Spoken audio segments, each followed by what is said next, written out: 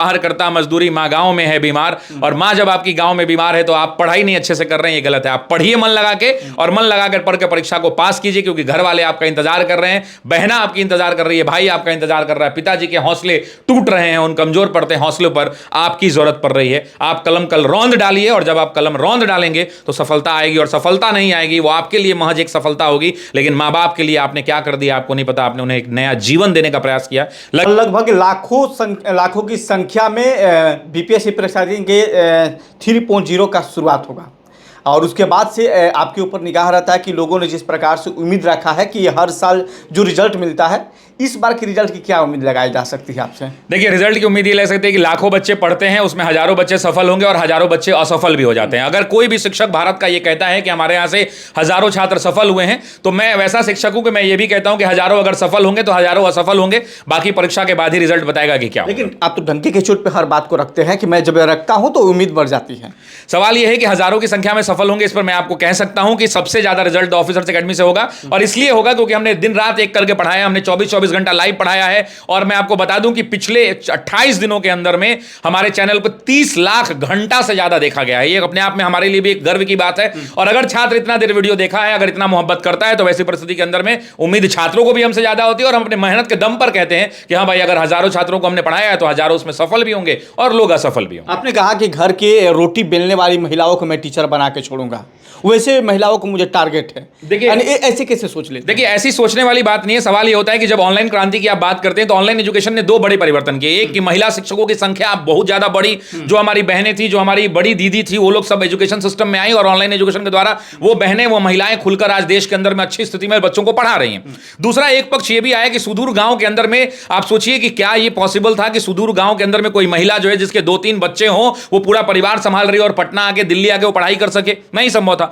तो online education ने इसको आसान बनाया, और उसी ऑनलाइन एजुकेशन सिस्टम के तहत हम लोग कहते हैं कि गांव में आज रोटी बेलने वाली बहनें भी जो हैं, इस फक्र के साथ कह सकती हैं कि मेरी भी तैयारी मजबूत है, मैं भी क्वेश्चन से लड़ने को तैयार हूं, और अगर ईश्वर ने चाहा तो अपनी मेहनत की बदौलत मैं भी सफल हो सकती हूं। ऐसी कई टीचर हैं जो हुई है, आपके वीडियो देखकर टीचर बनी है और बोलती है कि मैं पहला वीडियो आपका देखा, उसके बाद से मैं मोटिवेट हुआ और उसके बाद से मैंने शिक्षक बना है। ऐसी कई महिलाएं आई है अभी तक। देखिए, महिलाएं बहुत सारी आती हैं, बहुत सारे भाई भी आते हैं और बहुत लोग कहते हैं, लेकिन अब चूंकि क्या है कि हमको ये बताने की आवश्यकता नहीं पड़ती है। मैं जब लोग मुझसे पूछते हैं तो मैं यही कहता हूं कि भाई आप कैमरा उठाइए, माइक उठाइए और बिहार के सरकारी स्कूलों में घूम आइए। आपको जिस स्कूल में आप जाएंगे वहां ऑफिसर एकेडमी का छात्र आपको शिक्षक के रूप में जरूर मिल जाएगा।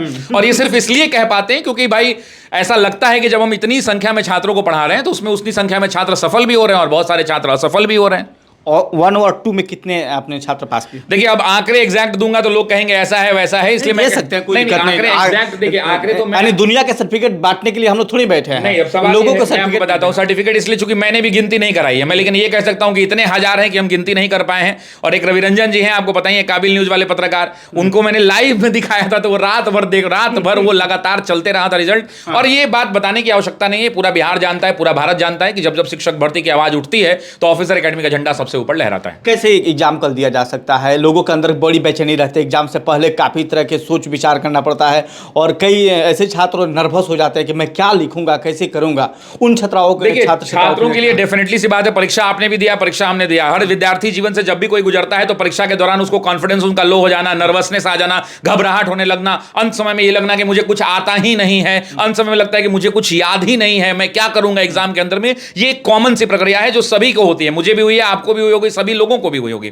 इसका एक बड़ा सीधा सा सॉल्यूशन है, जो लोग ज्यादा मेहनत कर लेता है, जो ज्यादा पढ़ लेता है, वही घबराता है। तो चिंता करने की बात नहीं। अगर तुमको ऐसा लग रहा है, डर लग रहा है कि पढ़ाई बहुत अच्छी नहीं हुई है, लग रहा है कि चीजें याद नहीं है, भूल गए, क्या होगा, कैसे होगा, इसलिए निश्चिंत रहो कि तुम्हारी पढ़ाई अच्छी हुई है। अब दूसरी बात आ जाते हैं, परीक्षा के दिन आप परीक्षा से एक दिन पहले अच्छे से मस्त नींद लीजिए, बढ़िया से नहाइए धोइए और सो जाइए। नहा धोआ के मैं सोने के लिए इसलिए कहता हूं कि नींद अच्छी आती है। बढ़िया से सुबह उठिए, माँ बाप का आशीर्वाद लीजिए, भगवान का पूजा कीजिए, जिसको भी आप मानते हैं उनको पूजा कीजिए, और पूजा देके गुरुओं का आशीर्वाद लेकर परीक्षा हॉल तक जाइए। पानी अपने साथ रखिए, अपने आप को काम एंड कंपोज रखिए। और सबसे महत्वपूर्ण बात कि कॉन्फिडेंस पेपर में लाने के लिए सबसे पहले उन सेक्शन को ही हल कीजिए जिस सेक्शन में आपके पास कॉन्फिडेंस है। मान लीजिए कि आपका ज्योग्राफी बहुत अच्छा है, तो आप सबसे पहले खोजिए कि कोई जरूरी नहीं है कि क्वेश्चन नंबर 1 से ही बनाएंगे। क्या एग्जामिनर ने कहा है कि ओएमआर में पहले 1 रंगो? नहीं कहा है ना, आपको ओएमआर रंग के देना है। आपका अगर ज्योग्राफी अच्छा है, आप ढूंढिए ज्योग्राफी कहां है। आपने ढूंढ लिया कि 14 नंबर पे ज्योग्राफी है, पहले ज्योग्राफी बनाइए, क्योंकि आपको ज्योग्राफी पे ज्यादा कमांड है, ज्यादा भरोसा है। जब आप प्रश्नों को सॉल्व करेंगे, प्रश्न आपसे बनने लगेंगे, लगातार सही होंगे, तो वैसी परिस्थिति के अंदर में आपका कॉन्फिडेंस बढ़ेगा और बाकी जगह चूक होने की संभावना कम हो जाएगी। ये रहता है। लेकिन बिहार में बेरोजगारी का दर बढ़ा है और काफी संख्या में छात्र जो है आना शुरू हुए हैं, और जैसे जैसे सवाल यह है कि बिहार में बेरोजगारी का दर बढ़ा है, इसको लॉजिकली सोचने की आवश्यकता है। बिहार के अंदर में जनसंख्या कितनी है? 14 करोड़। उत्तर प्रदेश के अंदर में जनसंख्या कितनी है? 20, 22, 24 करोड़। तब सवाल है कि जनसंख्या हमारे यहाँ ज्यादा होगी, अब हमारे घर में ही 10 लोग हैं, तो 10 में 10 को तो नौकरी नहीं मिल जाएगी। तो ऐसी परिस्थिति में बेरोजगारों की भी संख्या ज्यादा रहेगी, रोजगार वालों की भी संख्या ज्यादा रहेगी। तो खैर, बिहार अपने पिछड़ेपन के लिए जाना जाता था, लेकिन आज के दौर में जब हम बात करते हैं बिहार की, तो बिहार ने तरक्की के नए आयाम कायम किए हैं। सरकार प्रयास कर रही है। देखिए, किसी भी चीज को ना आसानी से उसको रिजेक्ट कर देना, मतलब उसको रिजेक्ट करके बता देना कि ये गलत है, ये बहुत आसान है। आप मुझे बताइए कि ऐसा कौन सा राज्य सरकार अपने जीवन में, आपका लगभग उम्र 30, 35, 40 साल हो रहा होगा, आप 30, 35 साल की उम्र में आप मुझे बताइए कि कभी आपने अपने कानों में सुना कि किसी राज्य सरकार ने 1 साल के अंदर में 3 लाख 4 लाख लोगों को सरकारी नौकरी दी है? नहीं हुआ है। ये बिहार में हुआ है, तो बिहार सरकार की इस बात पर सराहना भी होनी चाहिए, और जहां जरूरत है क्रिटिसिज्म का, हम लोग क्रिटिसाइज भी करेंगे। इतनी अपार संख्या में वैकेंसी आ रही है और लगातार आ रही है। अभी जो बहाली कल से एग्जाम होने वाली 87,000 सीटों पर होने वाली है, बताइए क्या आसान है मुंह से कहना? 87,000 लोगों को अपॉइंट करना, उनको हर महीने तनख्वाह देना, ये सरकार की जिम्मेदारी होगी। अगला उसके बाद TRE 4 है, उसमें 1 लाख से ज्यादा सीट है। तो ऐसी परिस्थिति के अंदर में सरकार बेहतरीन काम कर रही है। समय लगता है, थोड़ा देर से शुरू हुआ है, लेकिन धीरे धीरे सब कुछ ट्रैक पर आ रहा है। सर, लेकिन जब भी हम लोग पहले क्या था कि किसी भी एग्जाम को तैयारी करने के लिए दिल्ली और बॉम्बे और बनारस, इलाहाबाद का मूव करना पड़ता था। बहुत कुछ दिनों में देखा जा रहा है कि पटना एजुकेशन का हब बन चुका है, और यहाँ पर विशेष तौर पर BPSC और UPSC की तैयारी करने के लिए छात्र आते हैं। देखिए,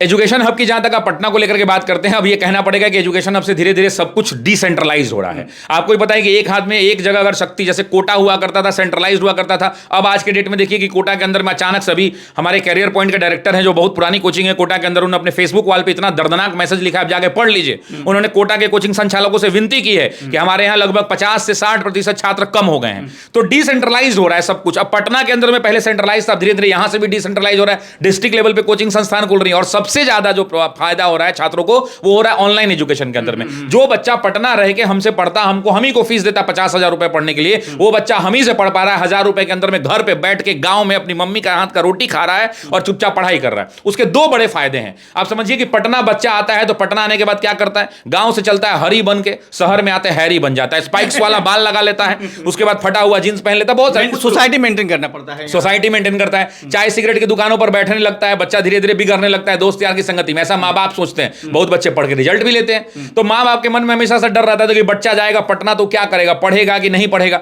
तो वैसी परिस्थिति के अंदर में ये माँ बाप के लिए वो अपॉर्चुनिटी है। माँ बाप भी जानता है कि मेरा बच्चा ऑनलाइन पढ़ रहा है, उसी टीचर से पढ़ रहा है जिससे ये पढ़ना चाहता था। मान लीजिए कोई बच्चा हमसे पढ़ना चाहता था, 50,000 की फीस देता ऑफलाइन में आके, ठीक है, 10,000 12,000 की फीस देता, अब वो घर में 1,000 रुपए में हम ही से पढ़ रहा है, और वो घर पे बैठ के पढ़ रहा है। उसकी मम्मी को पता है कि सुबह 9 से 12 इसकी क्लास है, वो देख रही है कि उसका बेटा पढ़ रहा है कि नहीं पढ़ रहा है, दिन भर उस पर कंट्रोल है। तो पेरेंट्स के लिए ये वरदान है। मैं आपको ये कह रहा हूं कि पेरेंट्स के लिए ऑनलाइन एजुकेशन वरदान है, और इसी का लाभ उठा के आज हजारों बहनें पढ़ रही हैं और सिलेक्शन ले रही हैं। और जब ऐसी बातें आती हैं तो दिल को बड़ा ही खुशी सा महसूस होता है, अपार हर्ष सा महसूस होता है। कल कैसा रिजल्ट रहा? कल का एग्जाम कैसा जाएगा? कल का एग्जाम कैसा जाएगा ये निर्भर करेगा कि कल का क्वेश्चन पेपर कैसा आएगा। अब सवाल यह है कि क्वेश्चन पेपर बहुत टफ आ जाएगा तो सबके लिए टफ आएगा, कट ऑफ अपने आप कम हो जाएगा। क्वेश्चन पेपर आसान आएगा तो क्वेश्चन पेपर सबके लिए आसान आएगा, सब लोग बनाएंगे धांस के, तो सबसे ऑब्वियस सी बात है कि कट ऑफ ऊपर चला जाएगा। तो ये कल शाम में ही मूल्यांकन किया जा सकता है। कल शाम में तो बाढ़ आ ही जाएगी कि कैसा हुआ पेपर, फलना सर ने क्या कहा, कट ऑफ कितना जाएगा, ऐसे तमाम वीडियोज आएंगे। तो वैसी परिस्थिति के अंदर में कल ही ये मूल्यांकन हो पाएगा। बाकी विद्यार्थियों को मेरी शुभकामनाएं हैं कि खूब मस्ती से जाके शुभकामना जिस प्रकार का आप देते हैं उसी प्रकार का शुभकामना दीजिए। देखिए मैं आपने कहता हूं, मैंने आपको कहा 4 पंक्तियां मेरी बहुत फेमस है कि बाप बाहर करता मजदूरी, माँ गांव में है बीमार। और माँ जब आपकी गांव में बीमार है तो आप पढ़ाई नहीं अच्छे से कर रहे हैं, ये गलत है। आप पढ़िए मन लगा के, और मन लगाकर पढ़ के परीक्षा को पास कीजिए, क्योंकि घर वाले आपका इंतजार कर रहे हैं, बहना आपकी इंतजार कर रही है, भाई आपका इंतजार कर रहा है, पिताजी के हौसले टूट रहे हैं, उन कमजोर पड़ते हौसलों पर आपकी जरूरत पड़ रही है। आप कलम कल रौंद डालिए, और जब आप कलम रौंद डालेंगे तो सफलता आएगी। और सफलता नहीं आएगी, वो आपके लिए महज एक सफलता होगी, लेकिन माँ बाप के लिए आपने क्या कर दिया आपको नहीं पता। आपने उन्हें एक नया जीवन देने का प्रयास किया। लगे रहिए और कल जो है फोड़ के आइए। बहुत बहुत